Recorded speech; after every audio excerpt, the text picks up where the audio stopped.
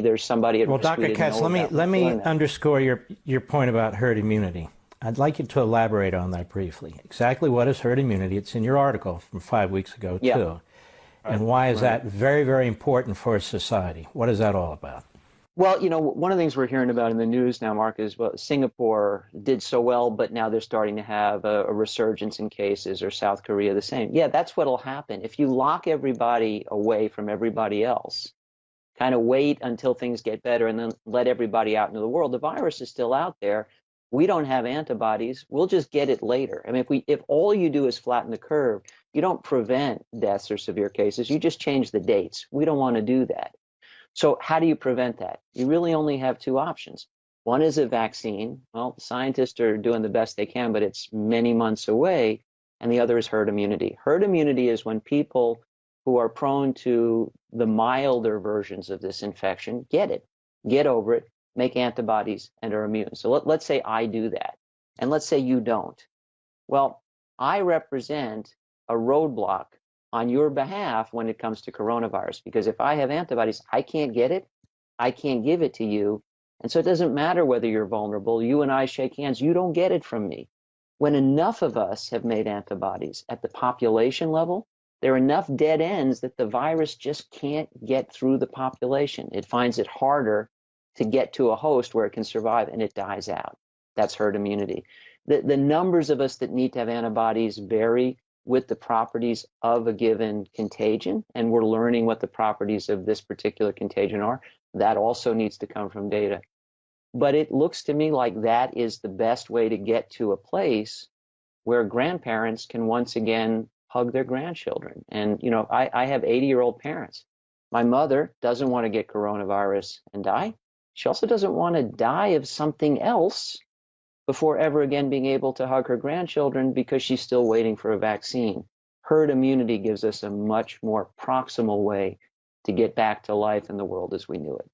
So what you're saying, just to sum up, from a pedestrian point of view, we know the vulnerable populations. Focus on them, the health care that's necessary, the resource that's necessary. We also know the vulnerable communities, New York City, some of these other cities, because the data is showing this is where the breakouts are occurring. And in your article, you're saying, okay, focus on those particular areas. But the sooner, the better that we can get the rest of the population that is not statistically vulnerable, but in fact, they get the virus, they become immune, and then we spread basically that population throughout the rest of the populations, and this is the quickest way to get rid of this virus, or at least tamp it way down, correct? Yeah, we agree almost completely. The only thing I would append to that, Mark, is that we know a lot of what we need, but we don't know all of it. And so we absolutely need to combine any policy actions we take now, phasing people back to the world, with the continued effort to collect more data so we can be more refined about it. Because again, the goal here should be total harm minimization. The infection can hurt people, unemployment can hurt people, social upheaval can hurt people. We want to minimize all of those harms across the expanse of public health and the economy. The more we know, the better we can do that. So we ought to be gathering data to inform our policy. But yes, we already have a lot of information about these risk differentials, and targeting protection to those who most need it and phasing people back in the world looks to me, as it did a month ago when I wrote in the New York Times, like the best way to minimize the total harms of this. Just to give you an anecdotal example, I can give many, I'm sure you can. So there's a bagel place near me, right? Well, our government here in Virginia would say that's not essential. Well, it's essential to that guy and his family. He is a South Korean immigrant.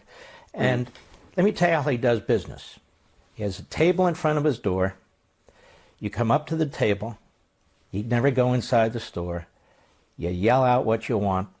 He makes it. He wraps it in aluminum foil. You put your money in a bowl. He puts it on the table. You're 6 feet away. Then you take your food. We don't need a lot of data to figure that out. I agree with you. But that said, there are so many ideas, so many creative Americans. So that's what makes America strong. That is, a small business guy or gal, they know they don't want to catch this stuff. They don't want to be vulnerable to this stuff. At least we should take some input from them and see what they do, because all the answers